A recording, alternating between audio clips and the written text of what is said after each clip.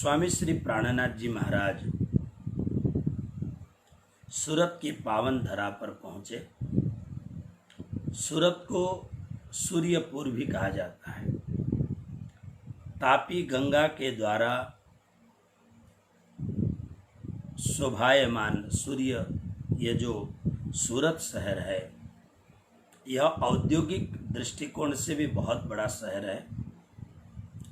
बहुत ही प्राचीन शहर है। कईयों सौ वर्ष पुराना यह शहर है, हजारों वर्ष पुराना यह शहर है। और उद्योग जगत में यहाँ पर डायमंड और डाइंग का बहुत बड़ा काम होता है, इसलिए यह बहुत सुप्रसिद्ध शहर है। तो यहाँ पर स्वामी श्री प्राणनाथ जी महाराज के लिए एक नई बात हुई। अभी तक वो जो भी सुंदर साथ उनके शरण में आते थे, उन्हें कोशिश करते थे श्री 5 नौतनपुरी धाम जामनगर खिजड़ा मंदिर में भेजने के लिए, किंतु बिहारी जी का स्वभाव असामाजिक होने के कारण बड़े असमंजस में होते थे, गुरु स्थान में भेजें न भेजें। किंतु जब बिहारी जी ने अंतिम पत्र लिखा, मेहराज तुम पिता को तो मानते हो, पुत्र को नहीं मानते हो, यानी श्रीदेव चंद्र जी को मानते हो किंतु मुझे नहीं मानते हो। आज गादीपति मैं हूँ, श्री 5 नौतनपुरी धाम का मैं गादीपति हूँ, इसलिए तुम्हें मेरी बात माननी चाहिए। लेकिन हम देख रहे हैं धीरे धीरे तुम अलग ढंग से चल रहे हो, इस हेतु मैं आज निर्णय कर ही देता हूँ। तुम्हारी और मेरी मत भिन्नता है, तुम अलग सोचते हो, मैं अलग सोचता हूँ। बिहारी जी ने क्या तक कहा था, एक नियम बनाए हम लोग। तो उन्होंने पत्र में लिखा था, क्या नियम बनाए? बोले एक तो जो नीची जाति के लोग हैं, क्योंकि हमारे यहाँ पर बहुत पुरानी वर्ण व्यवस्था है। वैसे वर्ण व्यवस्था की बात तो वेदों में लिखी हुई है। श्री कृष्ण गीता में कहते हैं, चातुर्वर्ण्यम मया सृष्टम गुणकर्म विभागशः। किंतु इतना होते हुए भी, इतना होने पर भी जब चातुर्वर्ण की बात आई, भगवान श्री कृष्ण ने उनको कहा था ये मैंने ही व्यवस्था की है, किंतु इस ऐसे नहीं गुण और कर्म के आधार पर, किंतु बाद में जाके ये जन्म का आधार बन गया। बिहारी जी वर्ण व्यवस्था के, जातीय व्यवस्था के संपोषक थे, इसलिए उन्होंने लिखा कि जो समाज में प्रचलित, जिन्हें छोटी जाति कही जाती है, उन्हें प्रणामी धर्म से दीक्षित न किया जाए। एक उन्होंने नियम बनाया। दूसरा उन्होंने लिखा है, उनकी भाषा में रांड स्त्री, ये गुजराती में ऐसे ही शब्द आज भी लोगों में बोला जाता है। जैसे किसी बहन को पूछा जाए, आप मैं रांड हूँ, ऐसा बोलते हैं, मतलब मैं विधवा हूँ ऐसा नहीं बोलती है। गांव है और गुजरात में थोड़ा ऐसी भाषा चलती है, इसलिए उन्होंने भी यही लिखा है, यानी विधवा स्त्री को दीक्षा नहीं देना। और तीसरी बात, तुम्हारे और मेरे, वैसे तो वो कहना चाहते थे मैं ही दीक्षा दूंगा और कोई दीक्षा न दे, मंत्र देने का अधिकार फक्त मुझे है। लेकिन उन्होंने देखा कि मेहराज अगर ऐसा कहेंगे तो मेहराज का आज धार्मिक ऊंचाई बहुत ज़बरदस्त है, इसलिए उन्होंने कहा मंत्र दीक्षा केवल तुम और हम देंगे और कोई नहीं देगा। स्वामी श्री प्राणनाथ जी महाराज ने ये तीनों बातों को उन्होंने नकार दिया। उन्होंने कहा हमारे सदगुरु महाराज, आप ये नियम चला रहे हो, लेकिन हमारे सदगुरु महाराज का ये भाव नहीं था। हमारे सदगुरु महाराज का भाव अलग था। हमारे सदगुरु महाराज तो कहते थे कि हमारे परमधाम से आई हुई ब्रह्म सृष्टि किन्हीं भी जाति में हो सकती है, इसलिए सबको धर्म देना चाहिए, सबको धर्म देना चाहिए। भगवान कृष्ण ने कहा गुण और कर्म, गुण माने स्वभाव, कर्म माने उसके चाल चलन, इस हिसाब से उसे विभक्त करना चाहिए, लेकिन धर्म लेने का अधिकार सबका है। वर्ण व्यवस्था ने इतनी गहरी जड़ें जमा दी हैं जिससे आज हिंदू धर्म में बहुत बड़ा एक नकारात्मक विचार प्रकट हुआ है। देखिए, जिनमें जो गुण है उस गुण को स्वीकार करना चाहिए। प्रणामी धर्म में तो लगभग जातीय व्यवस्था को बहुत ज़्यादा प्रश्रय और महत्व नहीं दिया जाता है। अमेरिका में लगभग 10-12 साल पहले परम आदरणीय हमारे एक समाज के प्रतिष्ठित संत हैं, मैं नाम नहीं लेता हूँ, उन्होंने मुझे इशारा किया कि यह एक भाई भूटनीज हैं, ये आया है, मेरे अंडर में बहुत काम किया है इसने, आपको व्यक्ति की ज़रूरत है, पंडित है, आप रखिए। मैंने कहा ठीक है। बाद में मुझे पता चला कि समाज उसको जिस ढंग से कहती हैं वो विश्वकर्मा है, नेपाली है, लेकिन मैंने रख लिया था उनको, मुझे बाद में पता चला। लेकिन फिर देखा कि ठीक है, स्नान वगैरह बढ़िया है, जानते भी हैं, सब कुछ हैं, चलो कोई बात नहीं। आज भी ह्यूस्टन में जो अपना जो पहले मंदिर था काफ़ी दूर में था, इसलिए मैंने वहाँ छोड़ दिया। वो नेपाली एसोसिएशन को वो बहुत ही थोड़े से भाव में उनको दे दिया, और वहाँ पर नेपाली एसोसिएशन जो सारे नेपाली जो वहाँ पर नेपाली मंदिर बना हुआ है, पशुपतिनाथ मंदिर नेपाली मंदिर बना है, वहाँ पर जो सेवा करते हैं वो सेवा करने वाले जो हमारे पंडित दिलीप शास्त्री जी जो हैं वो ब्राह्मण परिवार से नहीं है, फिर भी नेपाली समाज बहुत अच्छी तरह उनसे कर्मकांड कराता है, सब कुछ कराता है, ठीक है, अच्छी बात है। किंतु एक बात ध्यान रखना चाहिए कि कभी कभी हम क्या देखते हैं कि समाज में कभी कभी वर्ग ऐसा आते हैं वो सामाजिक सोच नहीं रहता है, केवल अपना भरण पोषण, अपने स्वार्थ में जब पंडित पुरोहित लगते हैं तो धर्म में बहुत बड़ा धर्म को नुकसान होता है। तो इसलिए जरूरी नहीं है कि वर्ण व्यवस्था को बहुत ज़्यादा महत्व देना चाहिए। स्वामी जी ने कहा, एक विधवा महिला को स्वयं सदगुरु महाराज ने दीक्षा दी थी और कहा था ये परमधाम की वासना है, और फिर आप और हम दोनों ही केवल जागनी करेंगे तो कहाँ तक पहुँचेंगे? हम दो हैं और आप जामनगर से निकलना नहीं चाहते हो, इसलिए ऐसा नहीं होगा।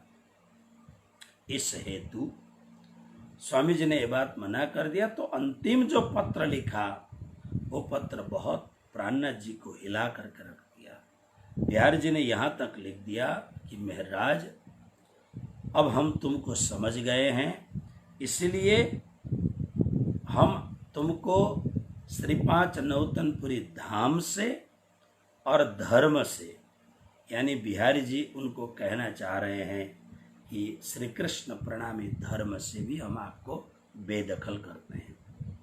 इससे उन्हें प्राणनाथ जी जैसे प्रगल्भ जो साक्षात ब्रह्माकार वृत्ति में हैं, लेकिन इन शब्दों ने हिला दिया उनको। फिर सारे सुंदर साथ ने समझाया और बड़े बड़े सूरत में सुंदर साथ खड़े हो गए और कहा कि नहीं, सदगुरु महाराज मानसिक रूप से थोड़े से अभी उलझन में हैं, हम उन्हें सहयोग करते हैं। तो महामंगलपुरी धाम में ही, यानी सूरत शहर में ही भीम भट्ट की अगवानी में विशिष्ट गादी बनाई गई श्री महाराज को रखा गया। पहले स्वयं बाईजू महारानी ने आरती की।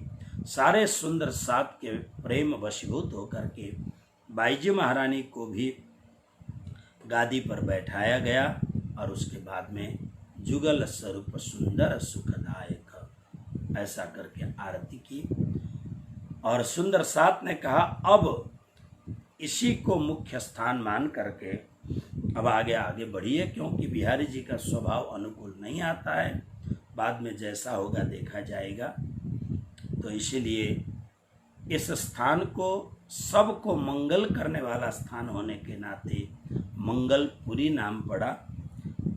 महान स्थान होने के नाते श्री 5 महामंगलपुरी धाम इसका नाम हुआ। और बड़े प्रेम भाव से यहाँ जय जयकार के साथ में श्री जी को श्री 5 महामंगलपुरी धाम का पूरे धाम में प्रतिष्ठापित किया गया।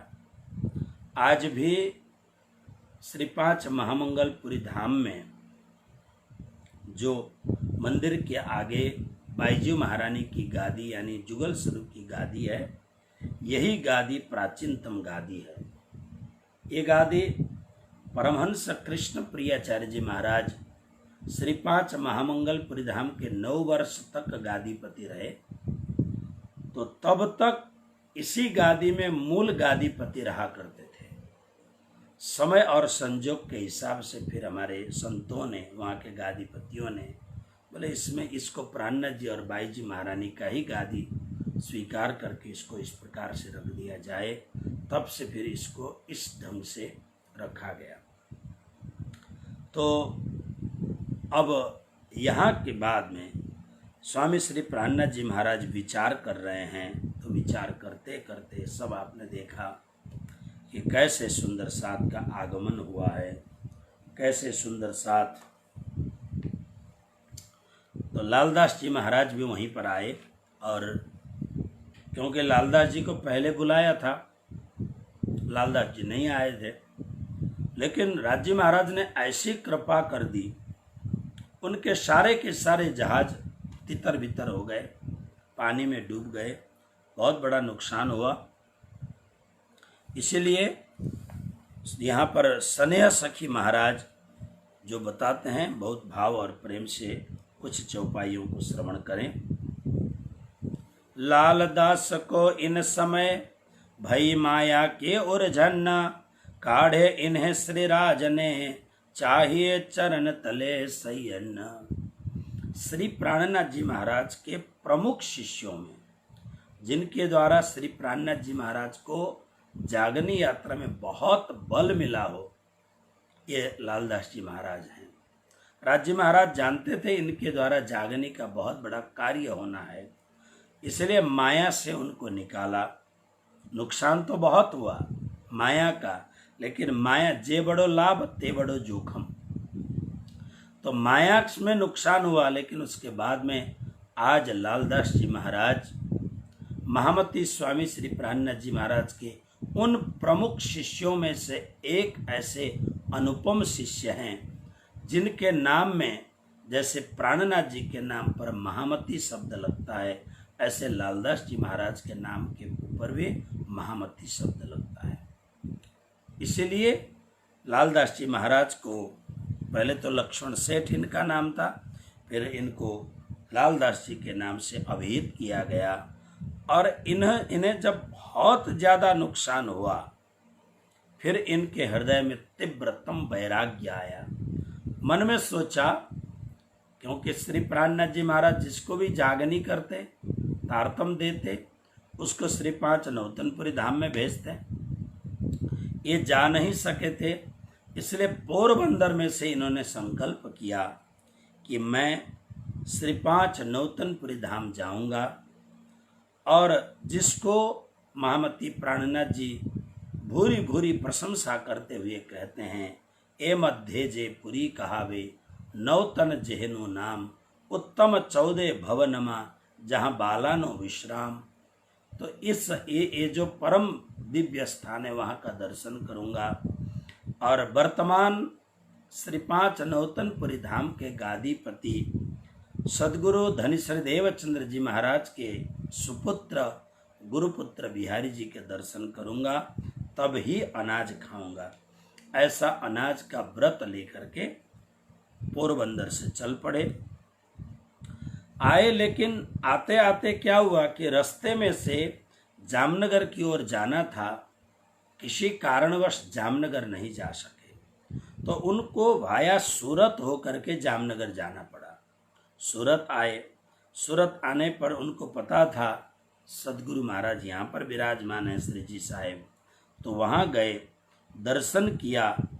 श्री जी साहेब के आए के ग्रहे इन दो कदम, निरख धनी आनंद भयो प्रफुल्लित भई आत्म।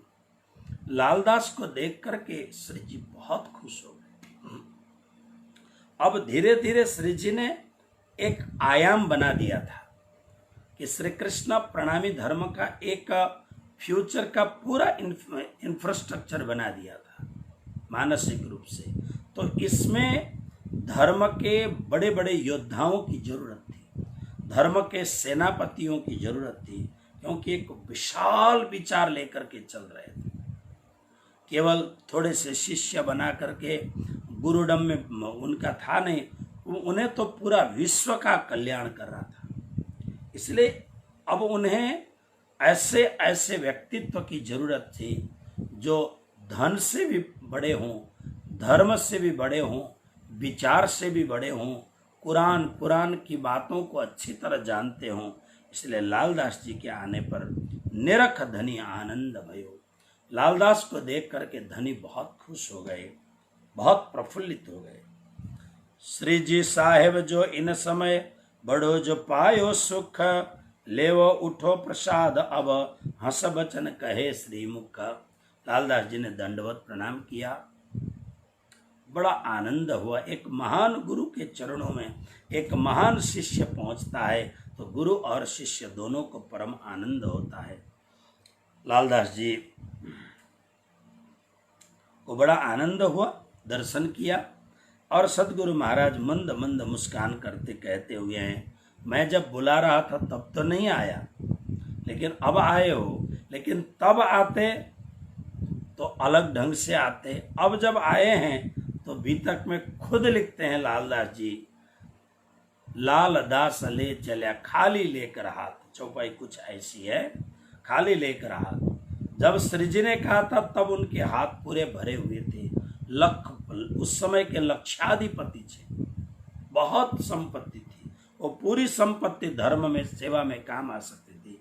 लेकिन राज्य और कुछ चाहते होंगे, हम तो हाथ हुक्म के, हक के हाथ हुक्म।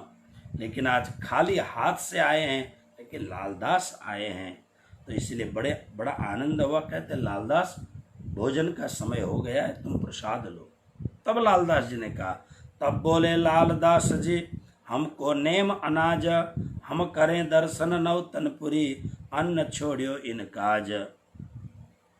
हाथ जोड़ करके कहा, गुरुदेव मैंने मन में कुछ प्रतिज्ञा की है। क्या? कि मैं श्री 5 नौतनपुरी धाम का दर्शन जब तक न करूं तब तक मैं अनाज नहीं खाऊंगा, दाल रोटी चावल ये सब नहीं खाऊंगा। इसलिए मुझे आज्ञा करें, मैं श्री 5 नौतनपुरी धाम दर्शन करने जाऊंगा। स्वामी श्री प्राणनाथ जी महाराज मौन हो गए, जाओ भी नहीं कहा, न जाओ भी नहीं कहा, और मन में सोचने लग गए, लालदास जैसा एक विशिष्ट सुंदर साथ, और वह भी इतना धनाढ्य व्यक्ति, लेकिन आज उसके पास कुछ भी नहीं है। श्री 5 नौतनपुरी धाम में भेजूं और बिहारी जी के आगे अगर ये कुछ रुपया नहीं रखेंगे तो बिहारी जी प्रसन्न नहीं होंगे। इसीलिए अगर बिहारी जी ने इनके ऊपर कोई भी धर्म का अत्याचार किया तो इनका पवित्र हृदय टूट फूट सकता है। तो इसलिए फिर जोड़ना बहुत मुश्किल है। रहीमन नाम के एक मुस्लिम भक्त कवि हो गए, उन्होंने कहा, रहीमन धागा प्रेम का मत तोड़ो चटकाए, टूटे तो फिर ना मिले, मिले तो गांठ पड़ जाए। कहते हैं धागा, प्रेम के धागे को किसी भी तरीके से तोड़ो मत, अगर तोड़ते हैं तो क्या होता है, फिर जुड़ना मुश्किल हो जाता है। अगर जुड़ भी गया तो गांठ पड़ जाए, गांठ हो जाए। इसीलिए श्री प्राणनाथ जी सोचते हैं कि नहीं, इनको जामनगर अभी नहीं भेजना है। और जब महामंगलपुरी धाम की गादी पर जब बैठाया गया, तब उस समय सारे सुंदर साथ ने गादी में प्राणनाथ जी और बाईजी महारानी बैठे हुए हैं, तब तक प्राणनाथ शब्द से अभिहित नहीं करते हैं, तब तक उन्हें श्री जी कहते हैं, श्री महाराज साहिब कहते हैं और महाप्रभु कहते हैं। लेकिन सुंदर साथ ने दर्शन किया कि महामंगलपुरी धाम की गादी पर श्री महाराज और तेज कुंवरी बैठी हैं। ऐसा दिखता है मानो स्वयं साक्षात मूल मिलावे की गादी में स्वयं राज्य और श्यामा जी बैठे हैं। ऐसा सुंदर साथ को दर्शन हुआ। जैसे मेहरराज को निजानंद स्वामी में 25 पक्ष परमधाम राज्य श्यामा जी सहित श्री देवचंद्र जी महाराज के स्वरूप में दर्शन हो गया था। आज श्री प्राणनाथ जी और बाईजी महारानी में ये दिव्य दर्शन सुंदर साथ ने किया। तब बड़े बड़े जो सुंदर साथ थे वहां पर, भीम भट्ट, श्याम भट्ट, गोवर्धन आदि, उन्होंने सब ने निश्चित करके कहा, ये आज के बाद में हमारे प्राणों के नाथ हैं।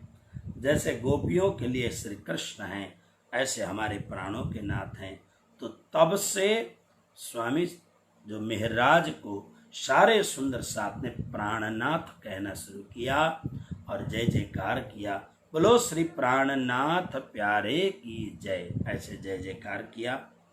तब स्वामी जी ने क्या कहा, तब प्राण जीवन धनियों कहो, भयो पूरोपन आही, फिकर कछो तुम ना करो, पहुँचे साथ मिलावे माही। तो इस प्रकार से सदगुरु महाराज ने कहा, लालदास अब तुम्हें जामनगर जाने की जरूरत नहीं है, तुम मेरे पास आ गए हो, इसलिए अब तुम यहाँ पर अपने नियम को पूरा करो। देखिए, इसमें एक छोटी सी बात समझने जैसी है। हम लोग कोई भी नियम लेते हैं, कोई भी प्रण करते हैं, सदगुरु महाराज की आज्ञा इन सब से सर्वोपरि है। सदगुरु महाराज की आज्ञा से बढ़कर कोई नियम नहीं है, कोई व्रत नहीं है, कोई तीर्थ नहीं है, कोई धाम नहीं है। सदगुरु के चरणों में सारे तीर्थ विराजमान होते हैं और सदगुरु की आज्ञा ये संपूर्ण रूप से भगवत आज्ञा है। इसलिए महामती प्राणनाथ जी ने कहा, लालदास अब तुम्हें जामनगर जाने की जरूरत नहीं है, तुम्हारी संपूर्ण मनोकामना पूरी हो चुकी है और तुमने जो प्रण लिया था यहीं पर राज्य के आगे अपने प्रण को छोड़ दो और तुम अनाज लेना प्रारंभ करो। जब ऐसा कहा तो लालदास बहुत बड़े ज्ञानी थे, बहुत बड़े सेठ थे, लक्ष्मण सेठ, लेकिन इसके बावजूद वो बहुत बड़े विद्वान और ज्ञानी लर्नेड पर्सन भी थे। इसलिए वो समझते थे इस बात को, दंडवत प्रणाम किया, सदगुरु के आगे नारियल भेंट किया, बस उनकी प्रतिज्ञा पूरी हो गई, भोजन प्रसाद किया। इस प्रकार से सूरत शहर में 17 महीना श्री जी रहे। बड़ी भारी जागनी यहाँ पर हुई है। 17 महीना इत रहे, किन्हें विविध विलास, बहु सुख देने साथ को पूरी सबकी आस। लीला ब्रह्मानंद करी, भांत भांत धनि धाम, जाके मनोरथ जौन विध, सो पूर्ण करे मन काम। जिन चाह्यो ब्रज रस ब्रज स्वरूप को, दर्शन बाल विलास, किन चाह्यो दर्शन यहाँ, जो खेले सखियन सो रास। श्री स्नेह सखी जी महाराज अपनी बीतक गाथा लीला रस सागर में कहते हैं, 17 महीने तक सूरत में रहने पर जिन जिन लोगों को जो जो मनोकामना थी उनकी पूरी हो गई। किन्हीं सुंदर साथ को ब्रज का दर्शन करना था, वो भी पूरा हो गया। किन्हीं सुंदर साथ को जो खेले सखी नसों रास, रास बिहारी श्री कृष्ण की लीला देखने की इच्छा थी, उनकी भी मनोकामना पूरी हुई। सुंदर साथ को और इसके साथ साथ में दर्शाए सब साथ को, करतार तम को प्रकाश, उदय सूर अखंड को, कियो तिमिर को नाश। और सबसे बड़ी बात तो श्री प्राणनाथ जी महाराज ने सूरत में जागनी पीठ स्थान को वहाँ पर स्थापित करके तारतम का दिव्य प्रकाश किया। ए बाणी गरजत माझ संसार, खोजी खोज मिटावे अंधार, मुड़मती न जाने विचार, श्री महामती कहे पुकार पुकार। इस प्रकार से सारे सुंदर साथ की मनोकामना पूरी करके जब चले सूरत से जियावर, माया छोड़ सब साथ, लगी लगन श्री राज में, धनिये पकड़े हाथ। अब सूरत से बहुत सारे सुंदर साथ जो बहुत बहुत पैसे वाले भी थे, बड़े विद्वान थे, गुरु थे, लेकिन अब बहुत सारे सुंदर साथ ने विचार किया। महामती स्वामी श्री प्राणनाथ जी महाराज के विचार बहुत बड़े हैं। सारे विश्व को सुख शीतल करूं संसार, सारे संसार को सुख और शीतल देने की कामना हमारे सदगुरु महाराज में है। लेकिन अकेले प्राणनाथ जी क्या करेंगे? सदगुरु महाराज की मनोभावना को पूर्ण करने के लिए, सदगुरु महाराज के सत्य संकल्प को पूर्ण करने के लिए अब हमें साथ देना चाहिए। हमारी हाथों के जरिए राज्य महाराज श्री जी का काम कराना चाहते हैं। अब हम लोग तो सैकड़ों सुंदर साथ ने घर द्वार इष्ट मित्र कुल कुटुंब सब छोड़ करके हमेशा हमेशा के लिए प्राणनाथ जी के साथ चल पड़े। अब यहाँ से चल के कहाँ गए देखिए। सूरत से पिया चल के पहुँचे आए गुजरात, करने अखंड प्रकाश को आए धनी साक्षात। सूरत से निकल करके अब दिल्ली की ओर प्रस्थान करना है, इसलिए सूरत से निकल करके गुजरात यानी अहमदाबाद आए, जिसे प्राचीन समय में कर्णावती कहा जाता था। भारत के बहुत सारे नाम पहले ये जो आतताई जो मुसलमान आए, इन्होंने सनातन हिंदू धर्म को संपूर्ण रूप से नाश करने के लिए हर प्रकार की कोशिशें की। इन्होंने हिंदुओं के मंदिरों को तोड़ा, मूर्तियों को तोड़ करके रोड में बिछाए, इन्होंने बड़े बड़े मंदिरों को तोड़ा, इन्होंने ब्राह्मण और संतों को लाखों लोगों को मार डाला, या तो उनको बटलाया यानी उनको धर्म परिवर्तन कराया जबरदस्ती, और बहुत सारा काम इन लोगों ने किया। और बड़े बड़े शहरों के जो नाम थे प्राचीन नाम, वो बदल करके उन्होंने अपने नामों पर रख दिया। आज भी आप देखिए, पहले जो इलाहाबाद था उसका नाम प्रयागराज हो गया। हमारे माननीय जो मुख्यमंत्री योगी आदित्यनाथ बहुत काम कर रहे हैं, वो हटाओ इस नाम को, तो सब पुराने जो प्राचीन नाम थे वो रख रहे हैं। लेकिन आश्चर्य की बात है, गुजरात में जो अहमदाबाद है, मोदी जी 3 बार मुख्यमंत्री होने पर भी इसका नाम कर्णावती नहीं रख सके। अहमदाबाद का प्राचीन नाम है कर्णावती। कुछ होगा वो भी। तो गुजरात यानी अहमदाबाद यानी कर्णावती में आए, यहाँ कुछ दिन रहे, और यहाँ पर कुछ दिन रह करके 4 दिन यहाँ पर गुजरात में रहे, भरूच वगैरह होते हुए आए, और अहमदाबाद से फिर आगे निकलते हैं तो ये पहुँचते हैं सिद्धपुर में। देखिए, दिवस 4 गुजरात में रहे जियावर ताही, कूच तहाँ से करके पहुँचे सिद्धपुर माही। सिद्धपुर पहुँच गए। ये सिद्धपुर बहुत प्राचीनतम स्थान है।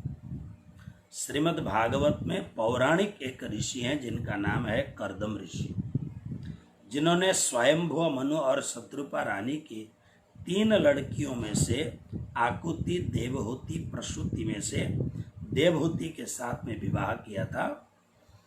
अंतिम में जिनके सुपुत्र रहे भगवान कपिल 9 कन्याओं के साथ में,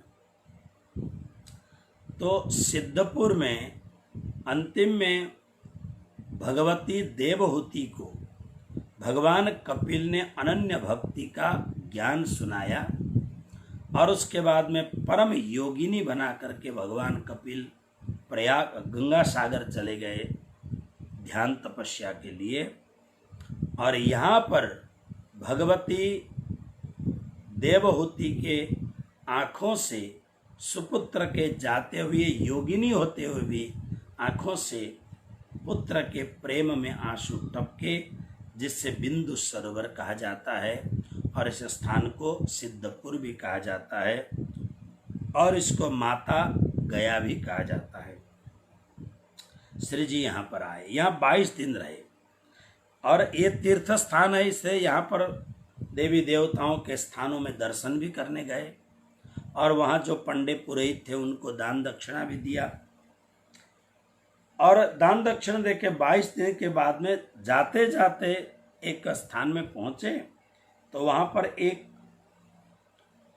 भगवान उपाध्याय करके रहता था जिसका रेवादास भी नाम था। वो वहाँ का पंडा था, पुरोहित। स्वामी जी ने उसको थोड़ी सी दक्षिणा दे दी, एक मोहर दे दिया और स्वामी जी का पूरा जो काफिला था वो वहाँ से निकल पड़ा। लेकिन ये लालच के मारे स्वामी जी के पीछे पीछे हो लिया। थोड़ी दूर जाने पर गोवर्धन भट्ट बड़े ज्ञानी संत थे, इन्होंने कहा कि अरे, और फिर उस ब्राह्मण को जरा फटकार लगाई। तब कई गोवर्धन भट्ट ने, तुम पहचानो इन्हें इत्ता, मांगो इनसे अलौकिक जो अखंड हमेशा नित्य। अरे रेवादास, क्योंकि गोवर्धन भट्ट बहुत बड़े विद्वान ब्राह्मण थे, ब्राह्मण को ब्राह्मण ही कह सकता है, तो उससे क्या होता है, उसको प्रभाव पड़ता है। इसलिए गोवर्धन भट्ट ने इनको कहा कि कैसे आदमी हो रेवादास, तुम ज्ञानी हो और इन जिनके सामने तुम पैसों के लिए, दक्षिणा के लिए तुम लटक झटक रहे हो, ये इनके सामने तुम पैसा मांग रहे हो। ये तो ऐसे व्यक्ति हैं कि इन्हें तुम अपने आत्मा के कल्याण के लिए कुछ मांगोगे, तुम्हारा जीवन सुधर जाएगा। रेवादास आश्चर्यचकित हो गया। आश्चर्यचकित होने के बाद में हाथ जोड़ करके कहा, मेरे आत्मा का कल्याण करिए। तो चलते चलते प्राणनाथ जी ने 2 शब्द कहे। देखिए क्या कहा, तब 4 वचन चलते कहे, याद करो निज धाम, जमुना और ताल घाट की और अक्षर मुकाम। हम ही हते ब्रजरास में, तीसरे आए इत्ता, हम खेल देख पीछे फिरे, पहुँचे जाए के तित्त।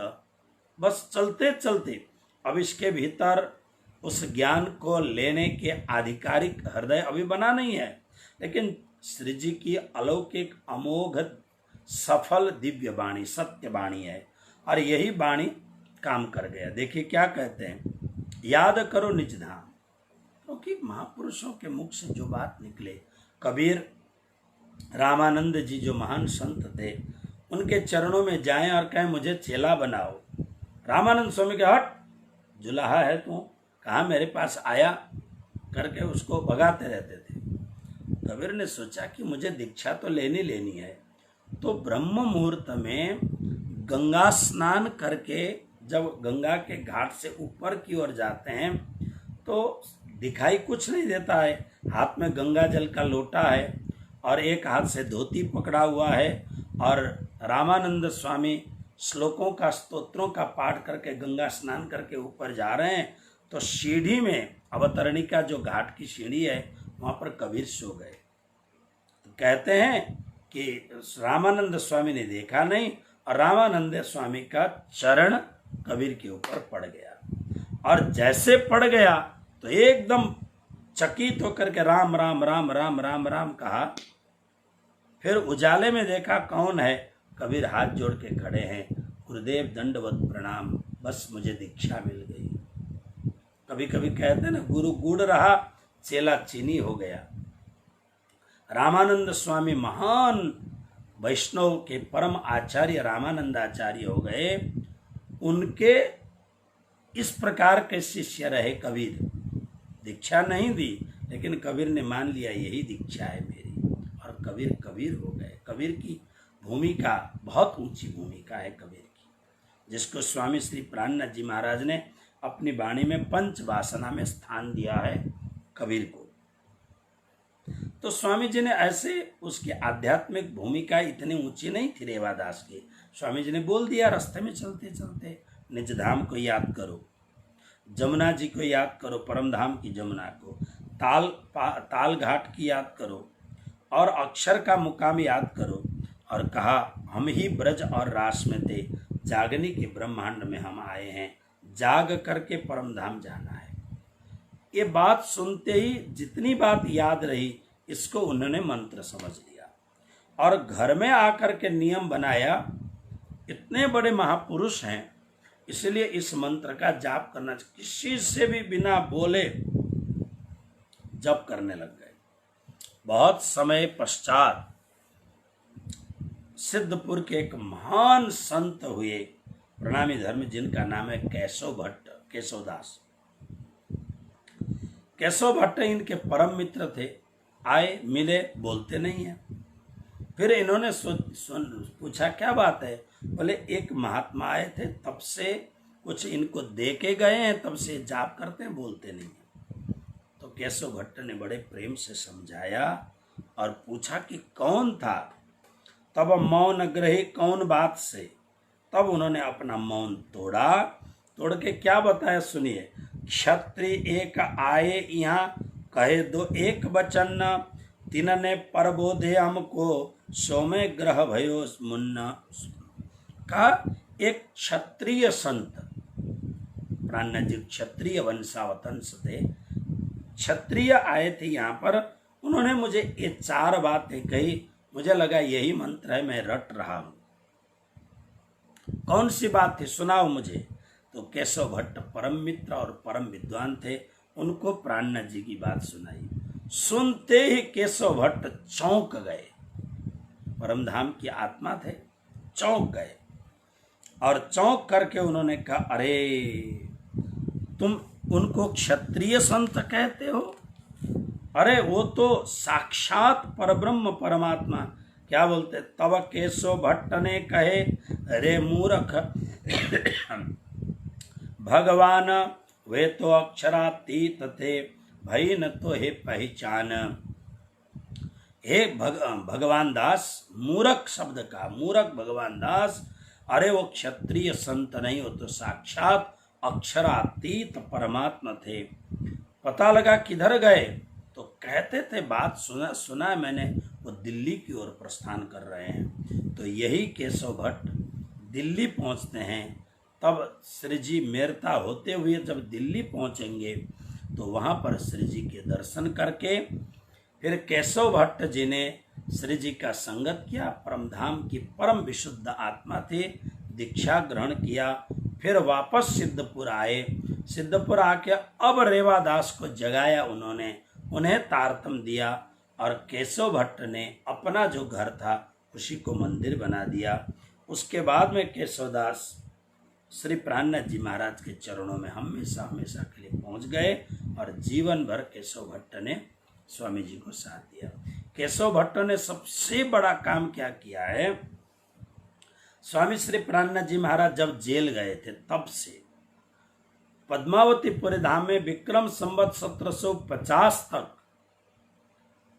लगभग विक्रम संवत 1718 के आसपास में, कब वो जब जेल गए थे, तब से इतने लंबे अरसे तक उनके मुखारविंद से जो अत्यंत परम दिव्य वाणी प्रगटी, वो वाणी बिखरी हुई थी।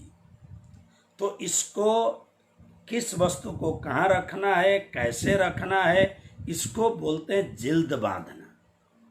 तो स्वामी जी ने कहा केशव कि जैसे लालदास बीतक लिखेंगे ऐसे आप एक काम करो। तो केशवदास महाराज कितने बड़े विद्वान होंगे, श्री प्राणनाथ जी महाराज की दिव्य वाणी को, किस प्रकरण को कहाँ रखना है, किस ग्रंथ को कहाँ रखना है, ये पूरा का पूरा संयोजन केशवदास ने किया है। मार्फत सागर में जिसे केशवदास का मसौदा कहा जाता है उसमें ये बात हम पढ़ते हैं। अब सिद्धपुर से स्वामी श्री प्राणनाथ जी महाराज दिल्ली की ओर निकल रहे हैं। औरंगजेब के साथ पहले तो उनके साथ शास्त्रार्थ करनी है। सनातन धर्म को औरंगजेब जो तहस नहस कर रहा है, नष्ट भ्रष्ट कर रहा है, औरंगजेब को इसके विषय में समझाना है। इस विषय में जब जा रहे हैं तो रास्ते में मेरता शहर आया। मेरता ये राजस्थान की एक परम पुण्य भूमि है जिसमें मीराबाई हो गई। आप भजनों में सुनते हैं ना, पग घूंघर बांध मीरा नाची रे। ऐसे ऐसे अनेक पदों की रचयिता, कृष्ण की परम प्यारी भक्त मीरा जी, जिनके जीवन की अपरंपार महिमा है। ये मीरा की पावन धरती है मेरता। यहाँ प्राणनाथ जी पहुँचे और यहाँ आने के बाद में सोचा ये बहुत अच्छी जगह है, यहाँ पर कुछ दिन रह करके कृष्ण भक्ति का प्रचार करना चाहिए। तो यहाँ जैनों का बहुत बड़ा प्रभाव था और यहाँ लाभानंद नाम के एक बहुत बड़े सन्यासी थे। ज्ञानी तो थे लेकिन चमत्कारिक थे, तंत्र मंत्र करना जानते थे। 10 दिन तक लाभानंद यति के साथ में शास्त्रार्थ हुआ, लेकिन 10 दिन तक लाभानंद यति के साथ बातचीत होने पर लाभानंद हार गया। हारने पर उसके बड़े बड़े शिष्य वहां पर थे। शिष्यों के सामने उसकी हार हुई, बड़ी जिल्लत उसे हुई और अफसोस हुआ। इसलिए अपने मंत्रों के बल पर स्वामी श्री प्राणनाथ जी महाराज को बहुत नुकसान करना चाहा, लेकिन स्वामी श्री प्राणनाथ जी महाराज के तो आसपास में देवता घुमा करते थे। इसके भूत प्रेत वाले मंत्रों से स्वामी जी का क्या बिगड़ना था। इसलिए स्वामी श्री प्राणनाथ जी महाराज का कुछ भी यहाँ इस प्रकार से कुछ भी नहीं हो सका। स्वामी श्री प्राणनाथ जी महाराज के साथ वो न कर सके, इसलिए स्वामी श्री प्राणनाथ जी महाराज ने बाद में लाभानंद यति को हराया। बाद में 2 प्रकार की बातें हैं। एक तो स्वामी श्री प्राणनाथ जी महाराज को किन्हीं विद्वानों का मत है कि स्वामी श्री प्राणनाथ जी महाराज के शरण में आए और शरण में आकर के स्वामी श्री प्राणनाथ जी महाराज के भक्त बने। लेकिन किन्हीं का मत है लाभानंद यति यद्यपि भूत प्रेत पिशाच आदि के मंत्र करते थे, इसलिए इनके दिमाग की हालत ठीक नहीं रहा। कुछ भी हो, लाभानंद यति को शास्त्रार्थ में परास्त करके स्वामी जी वहाँ पर एक हवेली लेके रहते हैं। मेरता में बहुत बड़े बड़े काम हुए हैं। एक, मेरता मीरा की पुण्य भूमि है। कृष्ण भक्ति के बीज यहाँ पर पहले से ही पड़े हुए हैं। दिव्य कृष्ण भक्ति के बीज यहाँ पर है। तो क्या हुआ, कृष्ण भक्ति के परम बीज होने के नाते स्वामी श्री प्राणनाथ जी महाराज ने कृष्ण भक्ति के इतने दिव्य बातें उन्होंने कही, कृष्ण की एक एक भेद खोल के बताया कि भगवान वैकुंठनाथ कृष्ण कैसे हैं, गौलोकीनाथ कृष्ण कैसे हैं और उत्तम पुरुष परब्रह्म परमात्मा अक्षरातीत श्री कृष्ण कैसे हैं। ये बातें बताई। तो ये बातें बताने से धीरे धीरे धीरे धीरे लोग ऐसे आने लग गए जैसे कि जैसे मधमाखी घेर के रखते हैं ना पूड़े को, ऐसे प्राणनाथ जी को घेर करके आने लग गए। तो यहीं पर राजाराम भाई करके अग्रवाल परिवार के बहुत बड़े सेठ, लक्षाधिपति सेठ यहाँ पर रहते थे। ये आए और आकर के सुनने के बाद पूरे परिवार के साथ में स्वामी जी के शिष्य बन गए। अग्रवाले बनिया में आए राजा राम, समेत कबीला अपने ए भय दाखिल धाम। पूरे परिवार के साथ में ये धर्म में दाखिल हो गए। यहाँ पर वैसे तो सब वित्तकार लालदास जी को ही फॉलो करते हैं, इसलिए हमारे सनिया सखी जी लिखते हैं, भई आमदानी साथ के नयो जो जाग्यो इन ठाम, भई पहचान जो आप की और पहचाने धनीधाम। बहुत सुंदर सुधा है। राजाराम भाई के एक मित्र थे झांझन भाई, माहेश्वरी थे, बनिया में दो होते ये, तो वो भी आए पूरे परिवार के साथ में और उनकी भी जागनी हुई। पूरे परिवार के साथ में उनकी जागनी हुई। तो मेरता में लगभग 200 सुंदर साहब की जागनी हुई। और इसमें मेरता में जो राजाराम भाई थे वो सबसे प्रधान शिष्य। कैसे? मेरता के साथ माहे राजा राम सिरदार, तारतम बानी सकल विद में ए भय खबरदार। राजाराम भाई जागे तो ऐसे जागे, बहुत पैसा इनका था उस समय। तो राजाराम भाई ने विचार किया कि स्वामी श्री प्राणनाथ जी महाराज धर्म में संपूर्ण रूप से केवल धर्म की सेवा में लगे हैं। परमात्मा ने मेरे को अपरंपार संपत्ति दी है। तो इन्होंने श्री जी के चरणों में जाके प्रार्थना करी। देखिए सुंदर साथ जी भाव देखिए। उन्होंने कहा, गुरु महाराज मेरी एक बिटिया है, ललिता नाम की बिटिया, शरीर से ठीक नहीं है ये, बाकी चूंकि शरीर वाली है। अब हम गृहस्थ, वो भी बनिया परिवार के, अगर हम बिटिया की शादी नहीं कराएंगे तो हम अधूरे रह जाएंगे, क्या करूं? स्वामी जी ने कहा, चिंता काहे करते हो, लेके आओ। तो स्वामी श्री प्राणनाथ जी महाराज ने ही ललिता को विधिवत श्री राज जी महाराज के साथ शादी कर दी और कहा, देखो ये ललिता के साथ ही अक्षरातीत पूर्ण ब्रह्म परमात्मा के श्री कृष्ण के साथ मैंने करा दी है। और वैसे भी राज जी तो सबके प्राणपति हैं, तुम दुल्हा मैं दुल्हन और न जानो बात। तो राजाराम भाई को पूर्ण आनंद हुआ। फिर प्राणनाथ जी ने कहा, जहां जाकर के मैं परमानेंट विश्राम करूंगा वहां फिर ललिता को बुलाऊंगा, तब तक इसे घर में रखना। फिर वहां बैठे बैठे भक्ति करेगी ललिता। अब राजाराम ने हाथ जोड़ दिए और कहा कि मेरे पास बहुत संपत्ति है। सदगुरु महाराज के चरणों में प्रणाम किया, गुरु महाराज मैं चाहता हूं मेरी संपत्ति आपकी सेवा में लगे। अभी तक स्वामी जी के साथ में कोई ऐसे नहीं, कई 100 सुंदर साथ में चलते हैं। अब देखिए जमात लेके चलना, और ये भी सब कुछ छोड़ के निकले हैं, इसलिए उनको खाने पीने रहने कपड़े लत्ते सब व्यवस्था तो करनी पड़ेगी। आज के बाद में राजाराम ने कहा कि मैं अब हमेशा सभी प्रकार से भौतिक सामग्रियों से सेवा मैं करूंगा। स्वामी जी ने कहा, राज जी की बहुत बड़ी कृपा है, कोई बात नहीं। तो राजाराम भाई प्रमुख, उसके बाद में और भी कोई मेरता के सुंदर साथ करना चाहे उन्हें छूट थी। तो राजाराम भाई ने यहाँ से मेरता से लेकर के जब दिल्ली पहुंचे तब तक लगभग प्राणनाथ जी के साथ 500 सुंदर साथ हो लिए थे।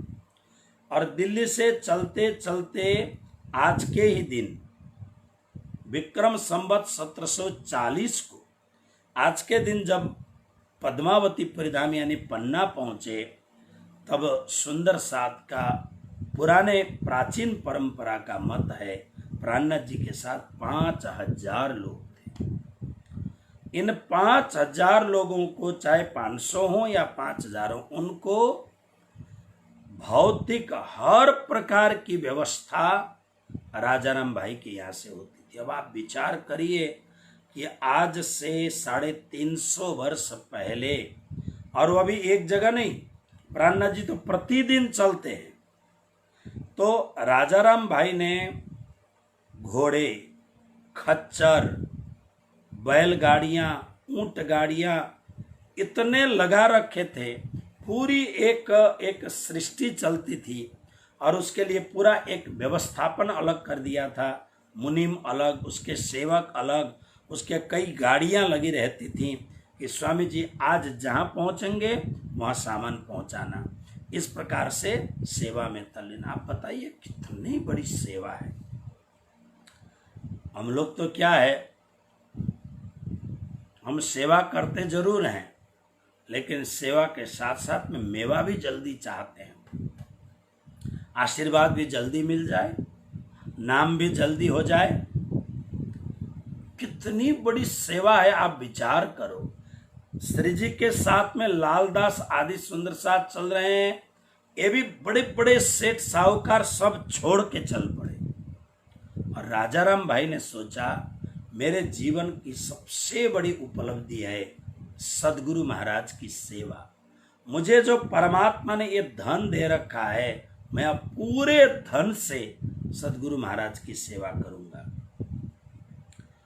तो 4 महीने तक स्वामी श्री प्राणनाथ जी महाराज यहाँ पर रहे। 4 महीने मेरता में। विक्रम संवत 1731 में स्वामी जी मेरता पहुंचे और 31 से लेकर के 40 तक, यानी 31, 32, 33, 34, 35, 36, 37, 38, 39, 40, यानी लगभग 9 या 10, 11 वर्ष तक। छत्रसाल भी पहले समर्थ नहीं थे, इसलिए लगभग 40, 41, 42 तक 10, 11 वर्ष तक हजारों सुंदर साथ को भोजन, कपड़ा, उनके खर्च, उनके ओढ़ने बिछाने, मतलब हर प्रकार की सेवा राजाराम भाई करते थे। उन्हें अपनी पूरी संपत्ति सदगुरु की सेवा में लुटा दी। बस मुझे अब कुछ नहीं चाहिए। और पैसा ऐसा है ना कि वो ज्यों खर्च करते हैं त्यों आता भी जाता है। बहुत बड़ी सेवा की। और यहीं से स्वामी श्री प्राणनाथ जी महाराज ने एक दिन गोवर्धन भट्ट नाम के उनके जो बहुत बड़े शिष्य थे, उनको कहा, गोवर्धन, यशवंत सिंह राठौड़, जिसको जसवंत सिंह भी कहा जाता है, सुनते हैं कि बहुत बड़ा राजा है ये, औरंगजेब के साथ युद्ध भी करना पड़ सकता है, इसीलिए मेरा पत्र लेकर के तुम जाओ। 2 पत्र लिखे। और उस समय यशवंत सिंह औरंगजेब के सेनापति के रूप में काम करते थे। उनको समझाओ और सनातन हिंदू धर्म के संरक्षण में मेरे साथ जुड़ जाएं। मैं धर्म प्रचार करूंगा, मैं भी एक क्षत्रिय हूं। और यशवंत सिंह जो राजस्थान के मेवाड़ के इतने बड़े राजा हैं, यशवंत सिंह बहुत बड़े राजा थे, उनकी वीरता की है गाथा आज भी मेवाड़ की पुण्य धरा पर गाई जाती है। 2 पत्र दे करके भेजा। उस समय हाल आज के जो, पहले तो पाकिस्तान था ही नहीं, आज का जो पाकिस्तान है, वहाँ पर पेशावर नाम के स्थान पर उस समय वह लड़ाई वगैरह किसी में वो तैनात थे। पेशावर कहाँ है कि आज खैबर पख्तूनख्वा नाम की जो जगह प्रांत है, उसकी राजधानी है पेशावर। पेशावर मुसलमानों ने नाम बदल दिया। इसका पहले नाम था पुरुषपुर, उसको पेशावर बना दिया, यहाँ पर भेज दिया। फिर ये गोवर्धन भट्ट बाद में आकर के दिल्ली में श्री जी से मिले। पत्र भेजा, लेकिन यशवंत सिंह मुसलमानों के साम्राज्य में थक करके, हार करके उनकी नौकरी करते थे, यानी थे तो बहुत बड़े राजा, लेकिन मुगल साम्राज्य में एक सेनापति के रूप में काम करते थे। इन्होंने मुगल साम्राज्य के विरोध में लड़ना उचित नहीं समझा, श्री जी की बात को ध्यान में नहीं लिया, और उसके बाद में स्वामी श्री प्राणनाथ जी महाराज 4 महीने तक मेरता रह करके अब मेरता से जाने की तैयारी कर। एक दिन क्या हुआ, स्वामी जी शाम के समय में घूमने निकले थे, तो अकस्मात शाम को जब वो इवनिंग वॉकिंग में जब निकले थे शाम की पदयात्रा में, तो अकस्मात उनको एक आवाज़ सुनाई दी। आवाज़ क्या थी? उन्होंने सुना कि एक मस्जिद है और मस्जिद के ऊपर में एक मुल्ला गया हुआ है और ज़ोर ज़ोर से उसको बांग पुकारना बोलते हैं, ज़ोर ज़ोर से हाथ लगा के चिल्ला रहा है। क्या बोलता है? ला इलाहा इल्लल्लाह मुहम्मदुर रसूलुल्लाह, ऐसे बोलता है जोर से, ला इलाहा इल्लल्लाह मुहम्मदुर रसूलुल्लाह, ऐसे बोलता है। स्वामी जी खड़े हो गए, ध्यान से सुना, तब उन्हें एकदम क्लिक हुआ, औरंगजेब हिंदू धर्म का परम विरोधी है, हिंदुओं को देखना नहीं चाहता है। प्रतिदिन कितने जनेऊ और चोटियां कटवा करके उनको आग लगाने के बाद में ही औरंगजेब खाना खाता था। इतना महापापी औरंगजेब, हिंदुओं का सख्त नफरती विरोधी औरंगजेब। तो स्वामी जी ने सोचा कि पहले तो इसको हमें कुरान से समझाना चाहिए, लेकिन कुरान को समझाएं कैसे? जब ये शब्द स्वामी जी ने सुनने पर स्वामी जी तुरंत एकदम आश्चर्यचकित हो गए। ये तो हमारे गीता के साथ इसका मेल खाता है, लेकिन इसका जो कुरान वाले जो अर्थ लगाते हैं, इसका अर्थ ये है, ला इलाहा इल्लल्लाह मुहम्मद रसूलुल्लाह। इसका मूल अर्थ क्या है? कुछ शब्द बहुत जबरदस्त होते हैं। जब वो पहले प्रार्थना बिस्मिल्लाहिर्रहमानिर्रहीम ऐसी प्रार्थना करते हैं, इस ये जो आयत है, ये जो मंत्र है कुरान का, इसका भाव क्या है कि खुदा परवरदिगार अल्लाह वही एकमात्र ईश्वर हैं। मुसलमान लोग अनेक देवी देवताओं को नहीं मानते हैं, एक ही परवरदिगार अल्लाह ताला को मानते हैं। तो इसका भावार्थ ये है, अल्लाह एक ही है। जैसे हमारे हिंदू धर्म में क्या है, हनुमान भी भगवान है, गणेश भी भगवान है, दुर्गा भी भगवती हैं, और वो भी भगवान है, मतलब कोई भी भगवान। कहीं एक पेड़ में अगर थोड़ा सिंदूर लगा हो, कल से लोग वहीं पर जा कर के यही भगवान शुरू कर देते हैं। हमारे यहाँ हजारों लाखों भगवान हैं। गुजरात में आइए, अलग भगवान भगवती हैं। आप आसाम में जाइए, अलग भगवान भगवती हैं। नेपाल में जाइए, अलग भगवान भगवती हैं, और सब पूरे धूमधाम से लगे हुए हैं। मुसलमानों में ऐसा नहीं है। संप्रदाय अलग अलग हैं, फिरके बहुत हैं उनके यहाँ भी, लेकिन चाहे कोई भी फिरका हो, मानेंगे सब अल्लाह ताला को, एक अल्लाह ताला को मानते हैं। आज भी कोई भी मुसलमान न तो वो हिंदू बनता है, न तो वो क्रिश्चियन बनता है, लगभग कोई नहीं बनता है। लगभग किसी परिस्थिति के परवश होकर कोई बना तो बात अलग है। हमारे स्वामी श्री प्राणनाथ जी महाराज ने यहाँ से, यानी विक्रम संवत 1731 से लेके 51 तक जी जान लगा दिया मुसलमानों को जगाने के लिए, एक भी मुसलमान नहीं जगा।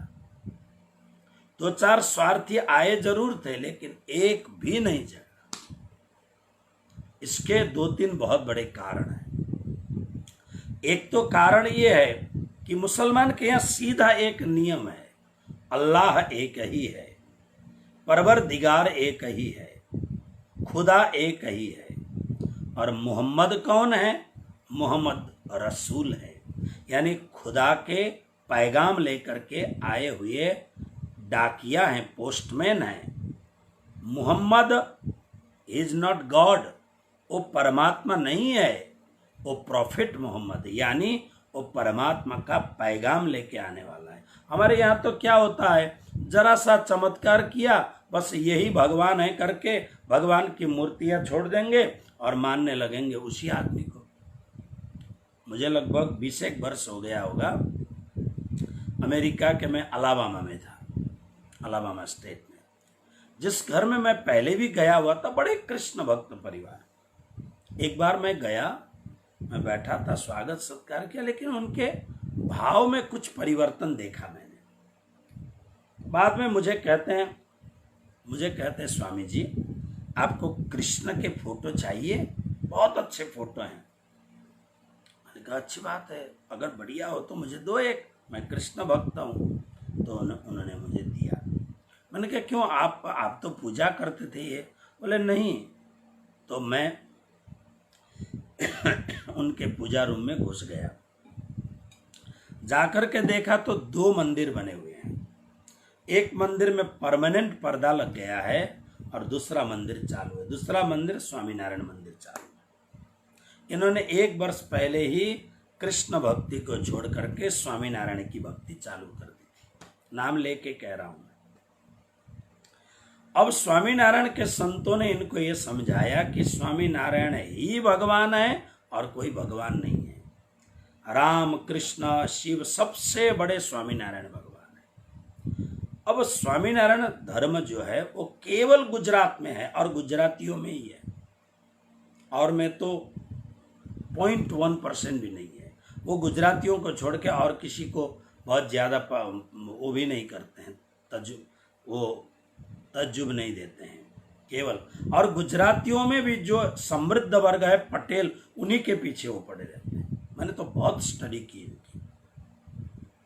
इनके यहाँ पर जो जिनको स्वामीनारायण भगवान बोलते हैं, इनका एक्चुअली नाम है सहजानंद। ये एक बहुत अच्छे पहुंचे हुए महात्मा थे। ये नेपाल में मुक्तिनाथ तक पहुंच के आए थे ये सहजानंद। इनका एक पिक्चर बना हुआ है। सहजानंद ने अंतिम में अपने आप को मैं स्वामीनारायण भगवान हूं इस प्रकार से घोषणा की। लेकिन सहजानंद जी जीवन भर कृष्ण की भक्ति करते रहे। सहजानंद जी के जितने भी पुस्तक हैं उन्होंने केवल कृष्ण के गुणगान गाए। रामानंद स्वामी के चेले थे। मात्र 200 वर्ष पुराना ये संप्रदाय है। अयोध्या के पास में छपैया गांव है, वहां जन्मे हुए हैं। अब इनमें से फूट फूट करके 6 से ज्यादा इनके अलग अलग फिरके यानी संप्रदाय हो गए। मानते सब सहजानंद जी को हैं, स्वामीनारायण बाबा, लेकिन इनके 6 से ज्यादा फूटे हुए हैं। लेकिन इनमें से 1-2 इतने कट्टर हो गए हैं, मुसलमान इनके सामने फेल हो जाए, इतने कट्टर। और उन्होंने इनके घर में जाकर के कृष्ण भक्ति से विमुख बना करके, जो कृष्ण भक्त सहजानंद जी थे, इन्होंने कहा नहीं ये कृष्ण से भी बड़े हैं, इसलिए इनकी सेवा करो। मैंने उन्हें बहुत समझाने की चेष्टा की। नया नया रंग लगा हुआ था, इसलिए मैं हार गया, बहुत समझे नहीं। मुझे फोटो एक दिया, बाद में क्या हुआ पता नहीं। तो हमारे यहाँ एक बहुत बड़ी लाचारीपन क्या है, हिंदू बहुत ज़्यादा बहमी प्रजा है। कहीं भी कुछ भी थोड़ी सी दिव्यता दिखाई दी, आप सद्गुरु मानो, भगवान सरीखे मानो, लेकिन पूर्ण पुरुषोत्तम परब्रह्म परमात्मा तो एक, एकम सत विप्रा बहुधा वदंती।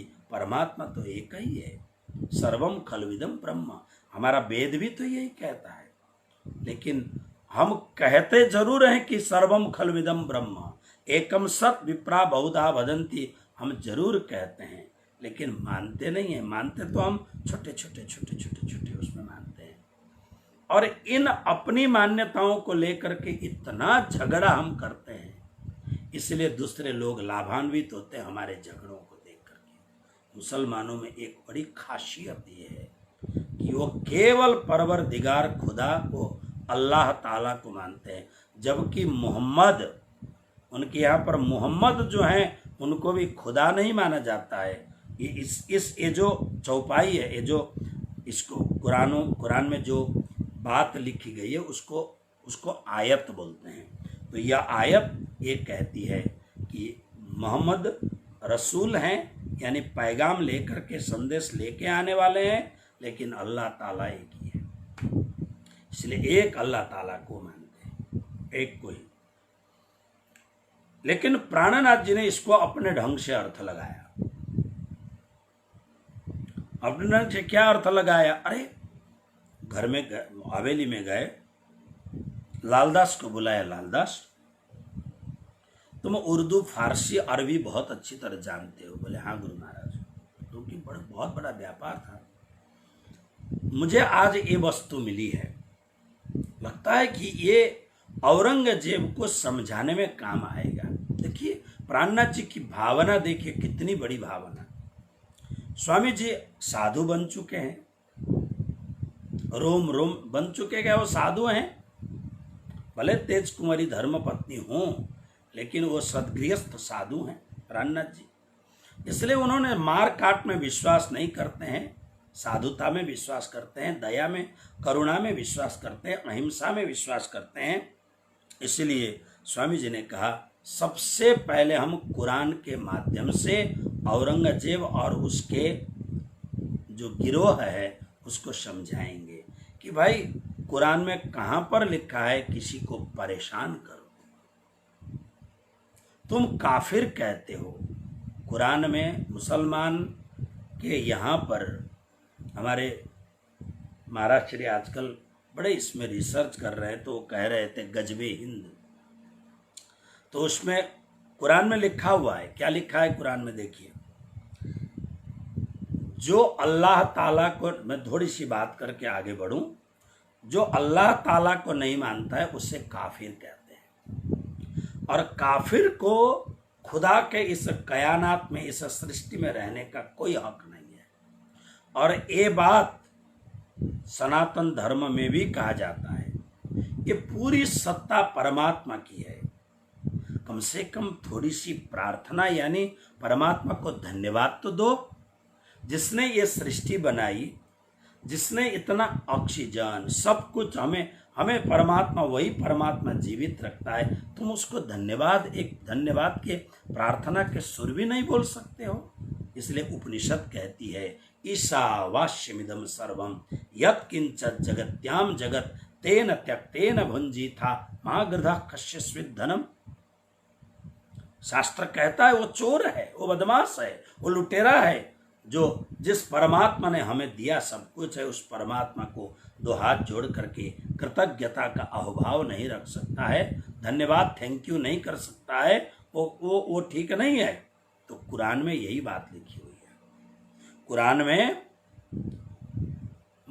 पैगंबर मोहम्मद कहते हैं कि कुरान क्या कहता है कि जो खुदा को नहीं मानता है वो काफिर है। लेकिन इसको मुसलमानों ने अर्थ क्या लगाया, जो मुसलमान नहीं है, जो इस्लाम में नहीं आता है वो काफिर है। तो उनकी दृष्टि से क्या हुआ, जिसने मुस्लिम धर्म नहीं अपनाया वो काफिर है, इसलिए उनको संसार में रहने का कोई भी हक नहीं है। और कुरान में ये भी लिखा है कि ऐसे काफिरों को कत्ले आम करोगे तो तुम्हें जन्नत मिलेगी। और जन्नत का इतना बढ़िया वर्णन है, जन्नत में क्या बोलते हैं, वहाँ अप्सराएं होंगी, हुर्रत या कैसे कुछ नाम हैं, और तुम्हें ऐसो आराम मिलेगा, शराब की नदियाँ बही होंगी, इतना प्रलोभन दिया गया है वहाँ पर। तो इसलिए मुसलमानों ने एक ही बात सोची, खुदा को जो नहीं मानता वो काफिर है, मतलब हिंदू काफिर है, क्रिश्चियन काफिर है, सब काफिर है, मारो उनको। इसलिए आप मुसलमानों का इतिहास उठा के देखिए, इन्होंने केवल तलवार के बल पर ही काम किया है। और आज भी सैकड़ों ऐसे ऑर्गेनाइजेशंस, टेररिज्म के ऑर्गेनाइजेशन काम करते हैं, जिनका एक ही मकसद है कुरान के आदेश पर जो मुस्लिम नहीं हैं उन्हें समाप्त कर देना चाहिए धरती से।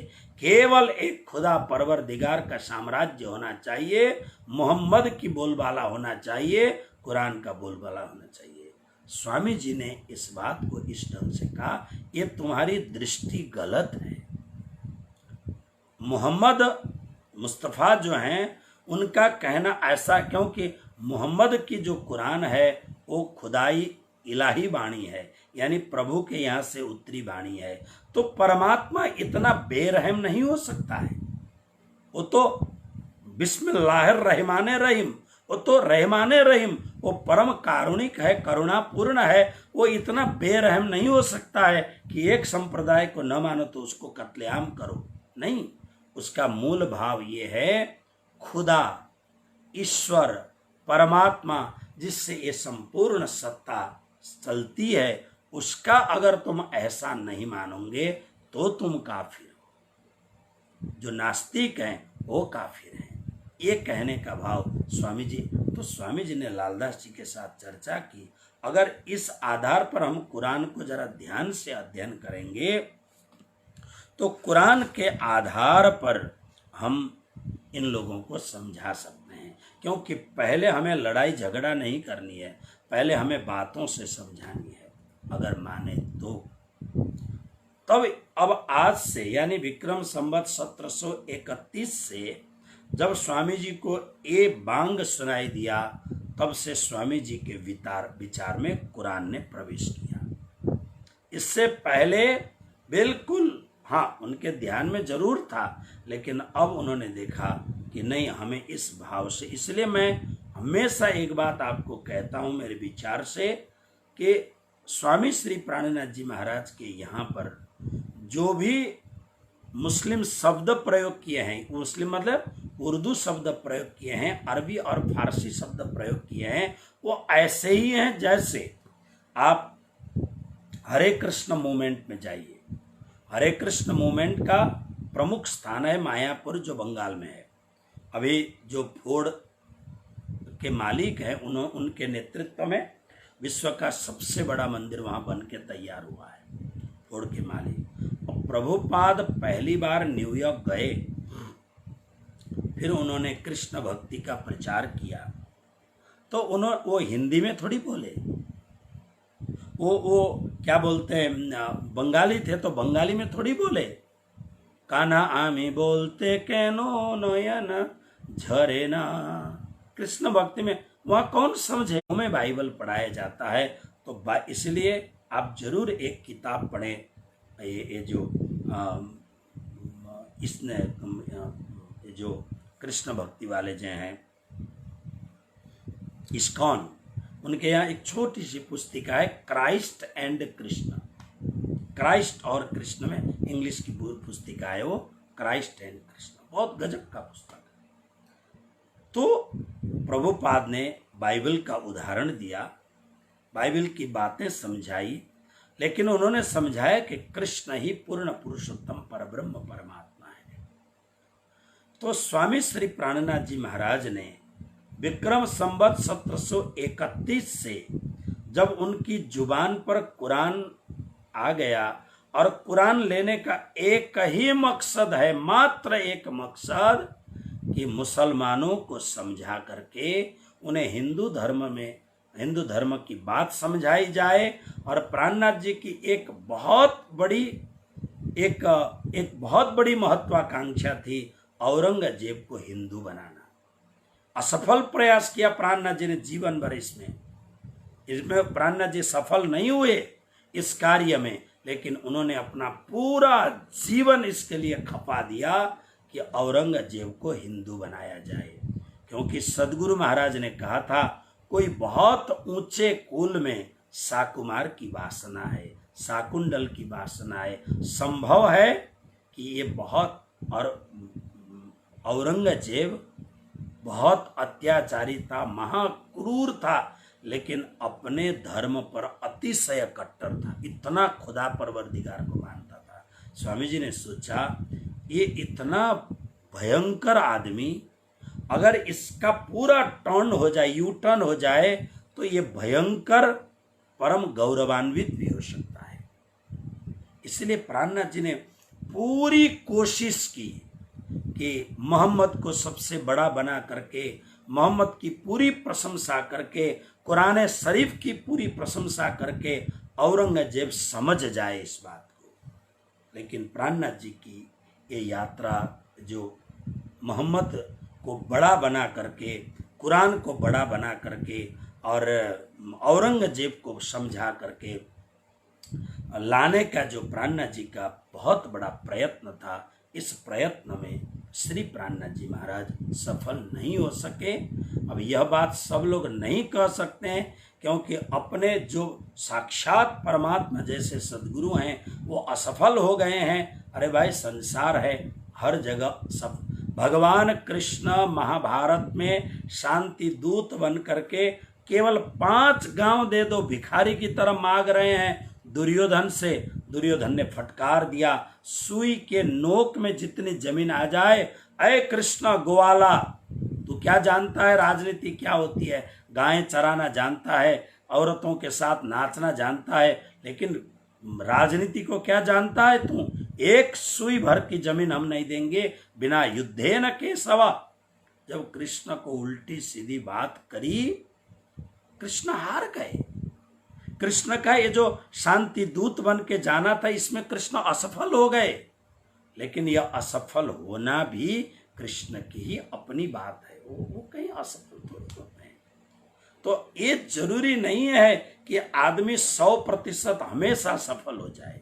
देखिए, मैं अपनी बात आपको कहूं, जब भारत और नेपाल को छोड़ करके कहीं भी प्रणामी मंदिर नहीं था, पहली बार प्रणामी मंदिर अमेरिका में बने, राज महाराज ने मुझे ये प्रेरणा दी और मेरे जीवन को मैंने घूट घूट करके एक एक पैसा बचा करके भद्रावतीपुरी धाम में परमहंस महाराज जी की समाधि भी बनवाई और साथ में अमेरिका में श्री कृष्ण प्रणामी धर्म का मंदिर भी खड़ा कर दिया। जब किसी ने सोचा नहीं था, उससे पहले प्रणामी मंदिर खड़ा करने का काम राज जी की कृपा से किया। लेकिन आज मुझे वहाँ के मंदिर चलाने में इतना कठिनाई हो रही है, संभव है आने वाले किसी समय में बंद भी करना पड़े। इसका सबसे बड़ा कारण है प्रणामी गुरुओं का असहयोग और प्रणामी सुंदर साथ का असहयोग। किसी को गौरव नहीं है कि एक अकिंचन साधु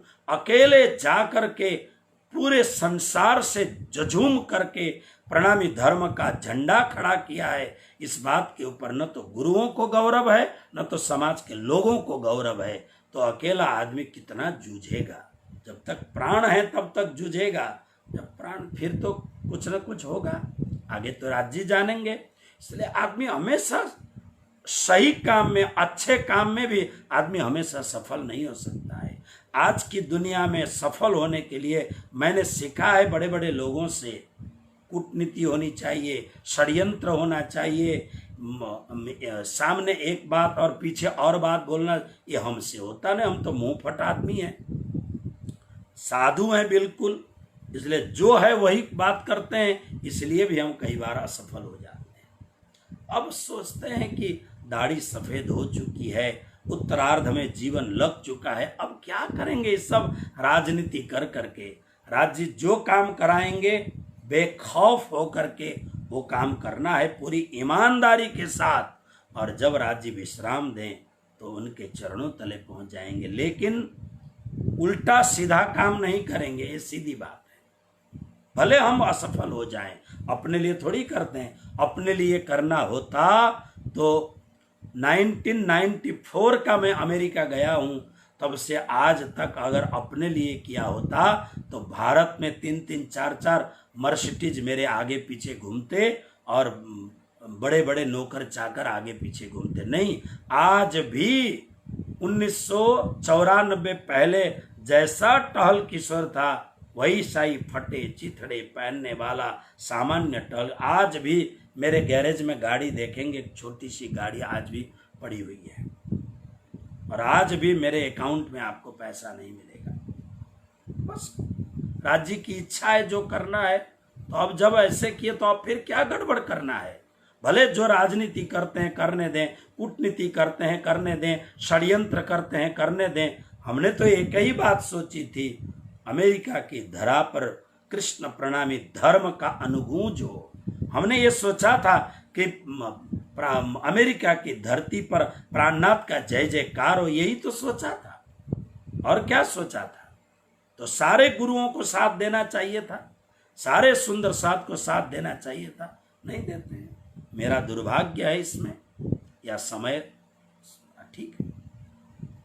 इसीलिए ये जो मूवमेंट है प्राणनाथ जी का औरंगजेब को जगाने का, इसमें श्री प्राणनाथ जी महाराज संपूर्ण रूप से असफल हुए हैं। इसलिए आज भी मैं हमारे प्रचारकों को बोलता हूं कि अब की दुनिया में हम जो प्रचार करें, हमारे प्रचार की विधा एक अलग ढंग से होना चाहिए।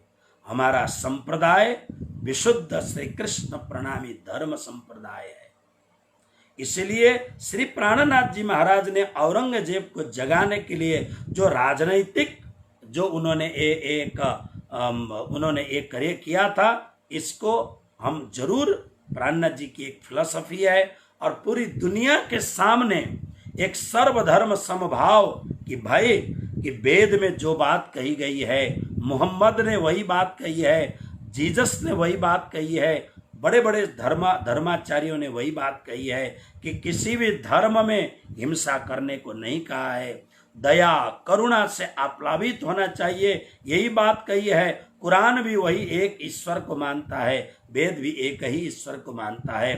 विश्व मंच पर प्राणनाथ जी का ये जो सर्वधर्म समभाव की जो फिलॉसफी है, ये आदरणीय फिलॉसफी है विश्व धर्म के मंच पर। और हम फख्र से कह सकते हैं 400 वर्ष पहले ऐसा आतताई अत्यंत महाक्रूर औरंगजेब के सामने बड़े बड़े हिंदू धर्म के लोग छुप करके अपने अपने आश्रमों में रहते थे। तब सिर लेकर के सर कलम करे तो भले करे, लेकिन हम धर्म के हिंदू धर्म को बचाने के लड़ेंगे, ऐसा बिल्कुल बेडर होकर के, बेखौफ होकर के प्राणनाथ जी अपने शिष्यों को लेकर के ऐसे महाक्रूर अत्याचारी औरंगजेब के सामने लड़ना कोई सामान्य व्यक्ति की बात है? ये प्राणनाथ जैसे का जिगर होना चाहिए। प्राणनाथ जी इंद्रावती की वासना है, महराज ठाकुर है, और प्राणनाथ जी के शरीर पर एक विशुद्ध क्षत्रिय का खून खौलता है कि सनातन हिंदू धर्म को अगर कोई नुकसान करना चाहता है, क्योंकि उनके रग रग में क्षत्रिय का खून है, अपने धर्म, अपने राष्ट्र, अपनी जन्मभूमि के लिए अगर कोई करता है तो उनके शरीर का खून खौलता है।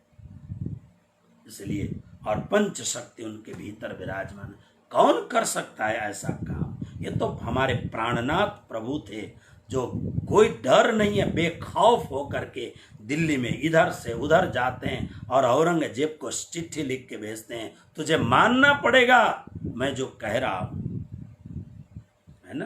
तो इसलिए प्राणनाथ जी ने ये जो कुरान का हरफ था, कुरान का आयत था, इसलिए सोचा बहुत बढ़िया है, नहीं हो सका उसमें क्या बड़ी बात है। स्वामी जी अब दिल्ली में आए, दिल्ली में आकर के विट्ठल गौरपुरा, बाप रे बाप 6 बज चुका है, विट्ठल गौरपुरा मोहल्ले में हवेली ली, वहाँ पर ठहरे, और ठहरने के बाद में अब दिल्ली की थोड़ी सी बात करूं ताकि कल हरिद्वार की ओर जाएंगे। अब यहाँ पर क्या हुआ कि सुंदर एक हवेली ले ली, दिल्ली में जाकर विट्ठल गौरपुरा नाम के मोहल्ला में ठहरने के लिए एक हवेली ले ली, जहाँ पर जाकर के सब ने अपने अपने आसन किए, जमा दिया, अपने ध्येय की पूर्ति के लिए तजवीज करने लगे। और इसी अवधि में ठट्ठा नगर यानी सिंध प्रांत से स्वामी श्री प्राणनाथ जी महाराज के सनातन हिंदू धर्म को बचाने का जो मुहिम था, इसमें सिर कलम हो जाए तो भले हो जाए, लेकिन प्राणनाथ जी की इस महामुहिम में अपने आप को बलिदान करने के लिए सिंध प्रांत से प्राणनाथ जी के जगाए हुए ऐसे सुंदर साथ पहुंचे हैं चिंतामणि, लालमणि, हरिराम, मलुकचंद, ईश्वरदास, रामचंद्र, तुलसीदास, हृदयरास राम, बिहारीदास आदि कई 50 सुंदर साथ वहां से आए। और पता लगाया श्री जी कहाँ बैठे हैं, तो आ गए विट्ठल गौरपुरा में, श्री जी के चरणों में लग गए। सूरत से प्राणनाथ जी के साथ में और बाद में भी आए मुकुंदास, लक्ष्मीदास, गोविंदास आदि और रूपाबाई, जमुना बेटी आदि स्त्रियां भी सेवा के लिए आ पड़ी। और दिल्ली में भी सुंदर साथ, काफी सुंदर साथ हो चुके थे जिनकी आत्मा जागृत हो गई है। ऐसे लगभग 100 सुंदर साथ प्राणनाथ जी के जमात में तैयार हो गए। और इस समय यशवंत सिंह को पैगाम देने के लिए गए हुए महान संत गोवर्धन भट्ट भी स्वामी श्री जी प्राणनाथ जी महाराज के चरणों में आ रहे हैं, लेकिन कहाँ रहे हैं पता ही नहीं। खोजते रहे। अकस्मात बाजार में गरीबदास जी मिल गए। प्रणाम का व्यवहार हुआ। गरीबदास जी बोले, हाँ सदगुरु महाराज कहाँ विराजमान हैं? बोले विट्ठल गौरपुर में सदगुरु का निवास है। तब तक तो गोवर्धन सुंदर साथ है, जहाँ बैठते हैं चर्चा चालू कर देते हैं। इसमें 3 तो सुंदर साथ बना लिए गोवर्धन भट्ट ने। तीनों साथियों को लेकर के सदगुरु के चरणों में पहुंच गए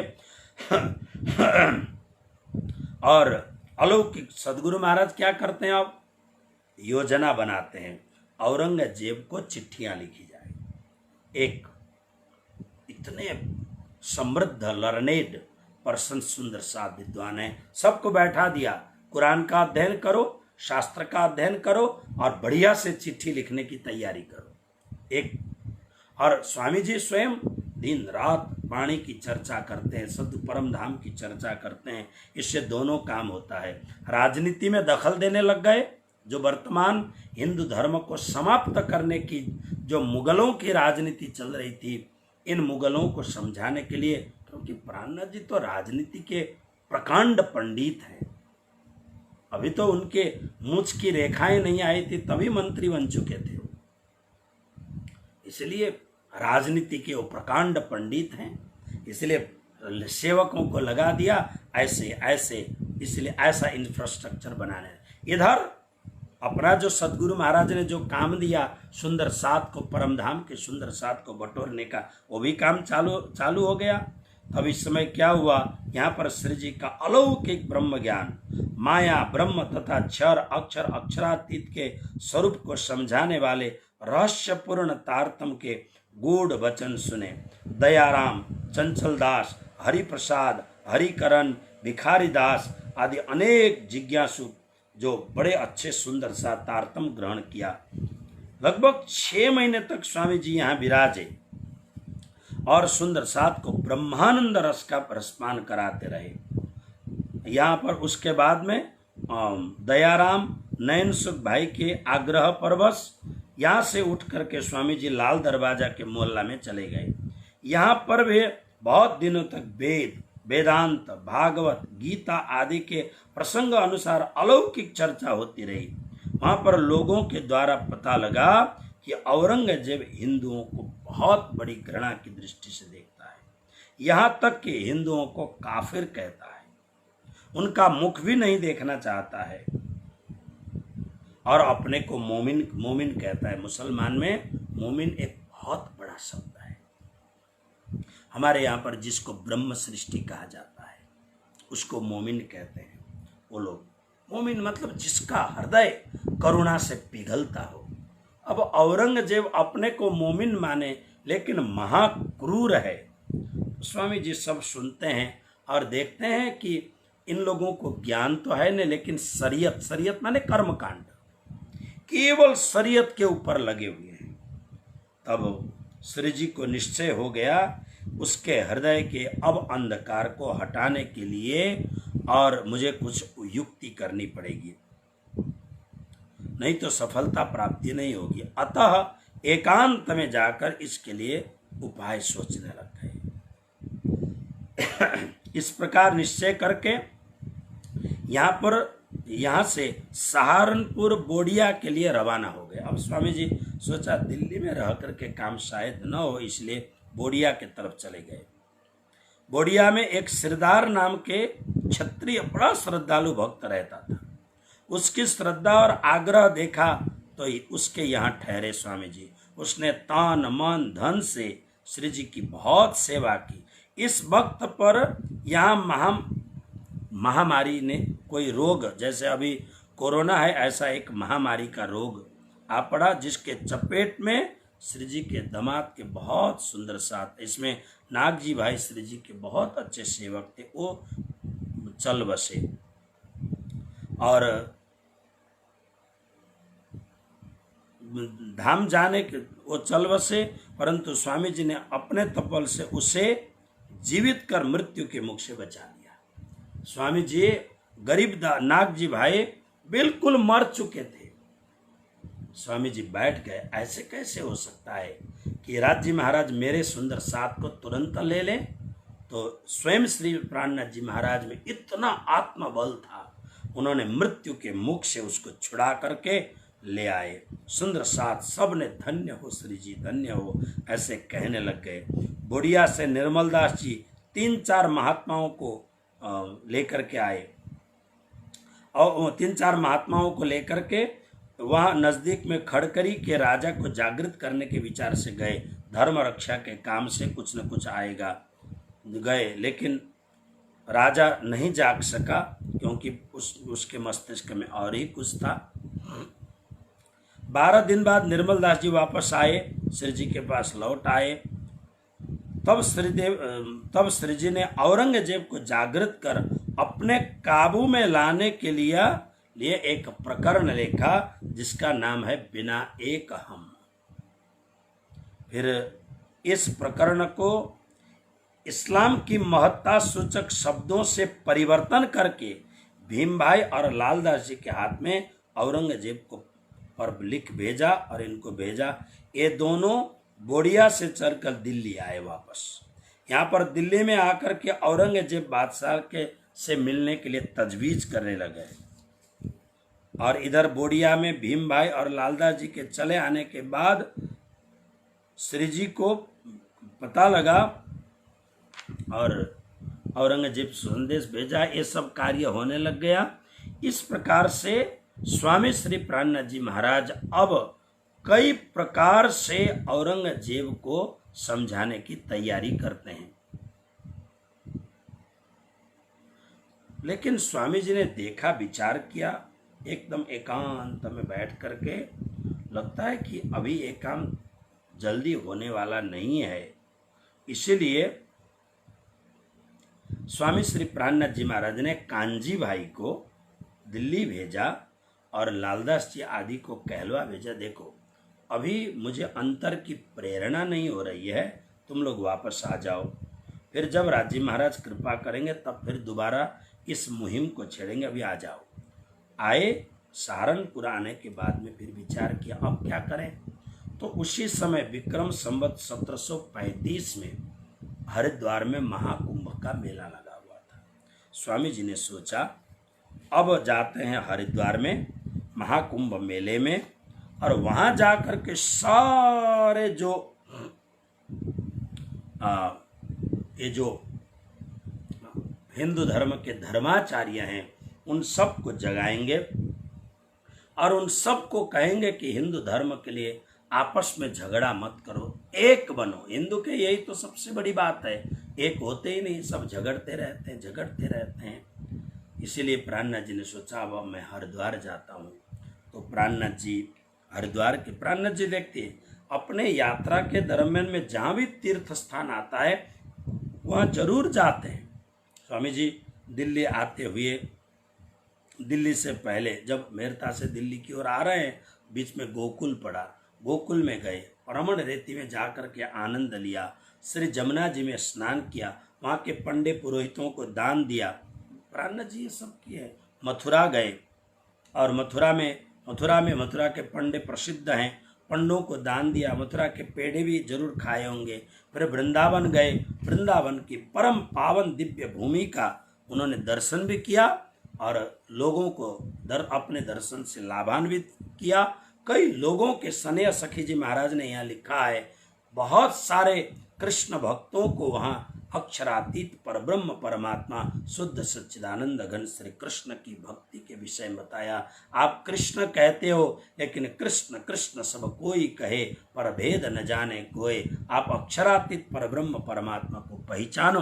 ऐसा करके स्वामी जी ने रास्ते में आते हुए गोकुल, मथुरा, वृंदावन तीर्थ का भ्रमण किया। आते आते रास्ते में आगरा भी पड़ता था, वहाँ भी सत्संग वगैरह करके फिर दिल्ली आए थे। अब उन्होंने देखा सहारनपुर में से हरिद्वार दूर नहीं है, नज़दीक है, चलो हरिद्वार चलते हैं। तो विक्रम संवत 1735 के महाकुंभ मेले में हरिद्वार में गंगा जी के दर्शन भी हो जाएंगे, और गंगा जी भी तो ब्रह्मा जी से कह के आई है ना कि हे ब्रह्मन, मैं संसार में नहीं जाऊंगी। क्यों? पापी अपना पाप धो धो करके मुझे अपवित्र बनाएंगे, मुझको भी पापन बना देंगे। गंगा जी ने जब ऐसा कहा तो ब्रह्मा जी ने कहा था, चिंता न करो देवी, कभी न कभी कोई ऐसा कृष्ण भक्त आएगा जिनके चरण रखने से हे गंगा तुम भी धन्य धन्य हो जाओगी। स्वामी श्री प्राणनाथ जी महाराज आज हरिद्वार की धरा को दर्शन करने और गंगा जी के साथ मिलने के लिए स्वामी जी आ रहे हैं। बहुत बड़े रूप में सनातन धर्म के इन लोगों को जो अपने अपने कर्म कांड में जूझ रहे हैं, झगड़ रहे हैं और औरंगजेब के सामने कमजोर हो रहे हैं, अब इन सब को एकत्रित करने के लिए स्वामी जी की यात्रा हरिद्वार की ओर चल पड़ी। एक कथा कल जरूर आपके सामने ये बात करी जाएगी। आज पूर्णमासी है। पूर्णमासी होने के कारण आज वैसे कथा के हिसाब से छत्रसाल जी के साथ मिलाप करना चाहिए था। अब इस बार जो मैं कथा कर रहा हूँ बिल्कुल कथा ही कर रहा हूँ, इसलिए बड़े प्रेम से कथा हो रही है। और आज जरूर हम स्मरण करें, आज के दिन मऊ में महाराजा छत्रसाल जी के साथ मिले। स्वामी जी को इतना आनंद हुआ है, कहो बाबा जो राम राम, बाबा बैठो इत आए। ऐसा करके नारियल फोड़ने की परंपरा है, बधाने की। यानी सदगुरु महाराज ने दो बातें कही थी, शाकुंडल और शाकुमार को जगाना। शाकुमार तो नहीं मिल पाया अभी तक, लेकिन शाकुंडल सखी यानी छत्रसाल नरवीर हिंद केसरी महाराजा छत्रसाल जी सनातन धर्म के प्रतिपालक, ये स्वामी जी को आज के ही दिन मिले थे।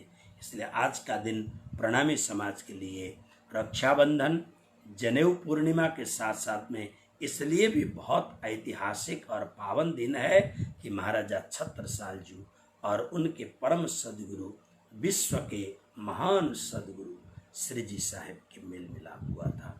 इसको स्मरण करते हुए किंतु कथा हरिद्वार पहुंच रही है, हरिद्वार से कल आगे बढ़ेंगे। सबको कोटि कोटि प्रणाम।